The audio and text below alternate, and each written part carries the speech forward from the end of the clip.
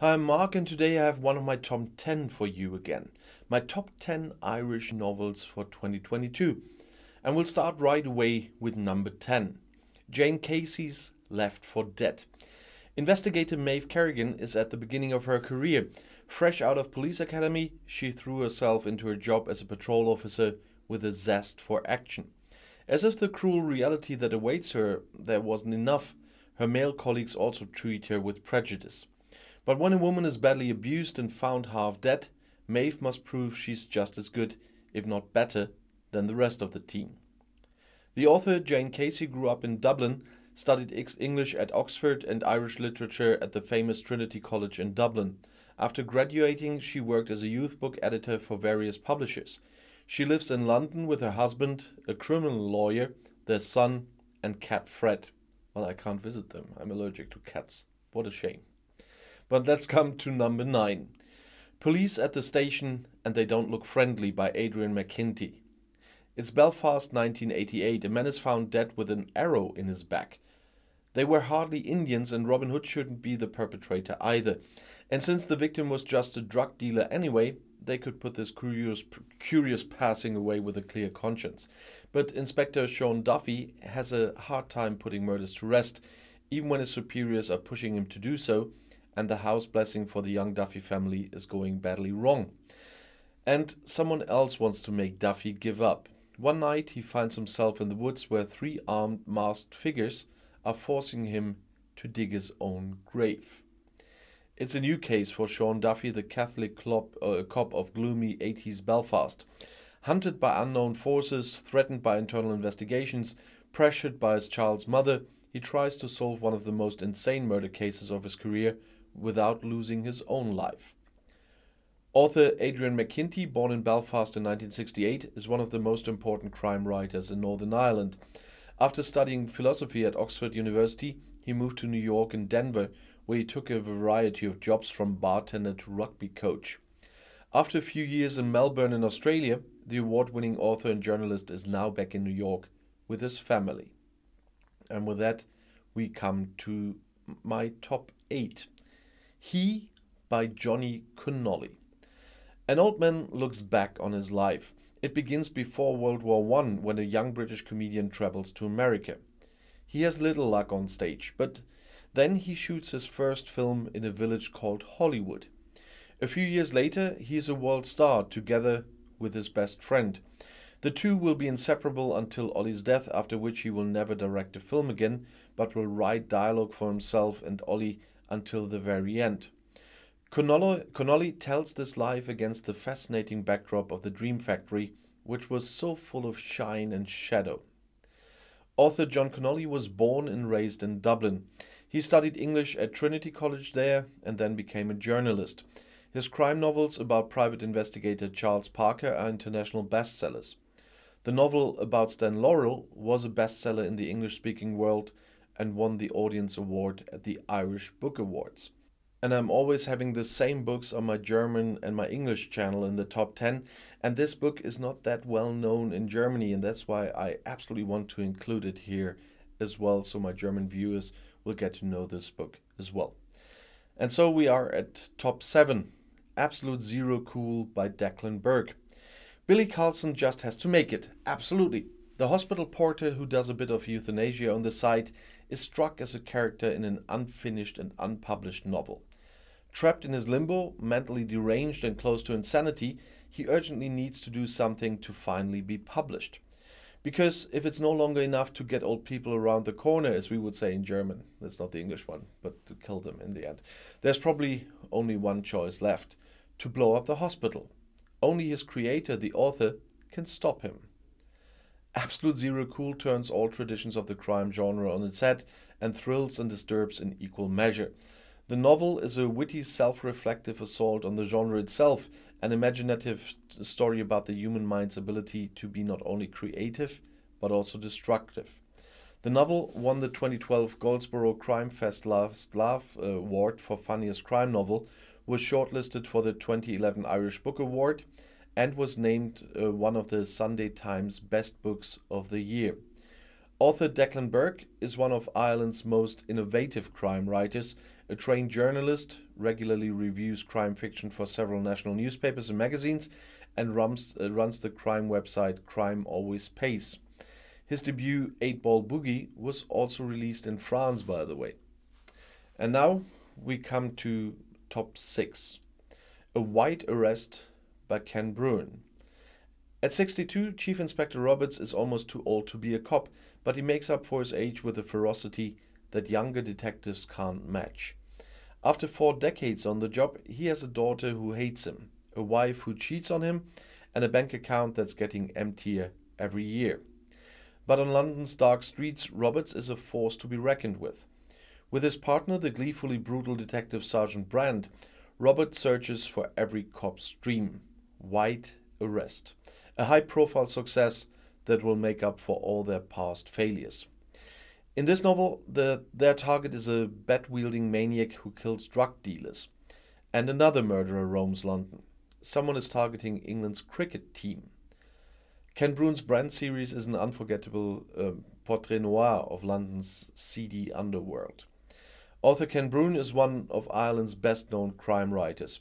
Born in Galway, he travelled the world for 25 years before taking up writing in the mid-1990s. As an English teacher, Bruen worked in South Africa, Japan and South America, where he once spent a short time in a Brazilian prison. He wrote 2 long-running series, one starring a disgraced ex-cop named Jack Taylor, the other starring a London police officer named Inspector Brand. Bruen lives and works in Galway with his wife and daughter. And now we come to top 5. Ghosts of Belfast by Stuart Neville. Gary Fegan was considered the tough man of the IRA. He served 12 years in prison for numerous murders. When he comes out again, the world has changed. Peace has been proclaimed in Northern Ireland. His former companions have come to terms with the new era. Only Gary Fegan doesn't succeed. He's being followed day and night. The spirits of his 12 victims seem to haunt him, innocent men and women and children. And they give him orders. If you want me to go away, you must kill those who gave you the orders to kill. His first victim is Michael McKenna, an old friend-turned-politician who pulls the strings. Unrest breaks out in Belfast. Who could have killed an old deserving IRA man? Are certain forces in the process of reviving the old conflicts? Well, Fegan continues. 11 ghosts are still pursuing him. The author Stuart Neville, born in 1972 in Armagh in Northern Ireland, has tried his hand at many professions. He was a baker, musician, composer, salesman, and hand double for an Irish actor. He's considered one of Northern Ireland's most important and successful thriller authors. And now we come to number 4. Dark House by Alex Barclay. After the bloody and tragic end of a routine investigation, Detective Joe Lucchese resigns from the NYPD and moves with his wife and son to a quiet town on Ireland's east coast. Are they happy? Do they feel safe? And they will experience a nightmare far worse than the one they left behind, because Joe Lucchese has an enemy who will do everything possible to destroy the family idyll. An enemy driven by unbridled hatred. Lucchese, by the way, was the name of the murderer of Sissi, Empress Elizabeth. Author Alex Barclay was born in Dublin and worked as a journalist for British women's magazines. Her long-cherished wish to write a thriller before reaching the age of 30, she was able to realize with the novel Dark House. Alex Barclay is considered one of the greatest discoveries in modern psychological thriller. Blood Confession is her second novel. She is married and lives near Dublin. And then we already are at 3rd place. Girl Unknown by Karen Perry.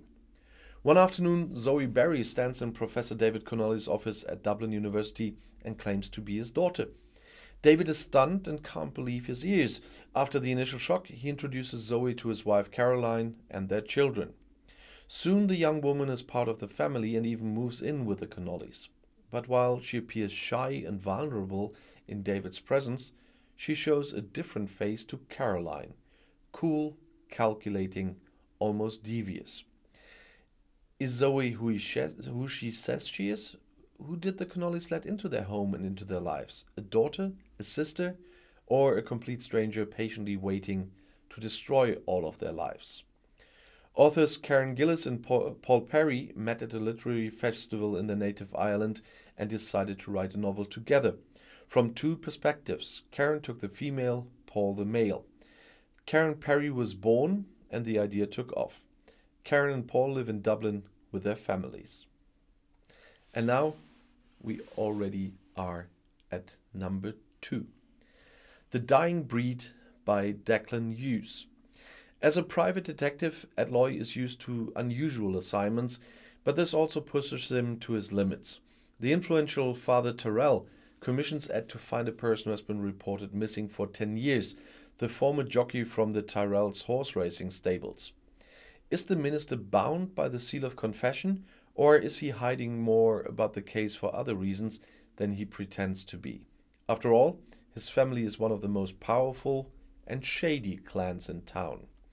When Ed starts investigating the missing person in Dublin's underworld, 3 people are murdered in a short period of time, and all appear to be connected to the Tyrrell family. Author Declan Hughes, born in 1963, is an Irish novelist and playwright and co-founder of the Rough Magic Theatre Company, Ireland's most important contemporary theatre. He lives in Dublin with his family. And now we are at my top 1. And, of course, it's Dracula by Bram Stoker.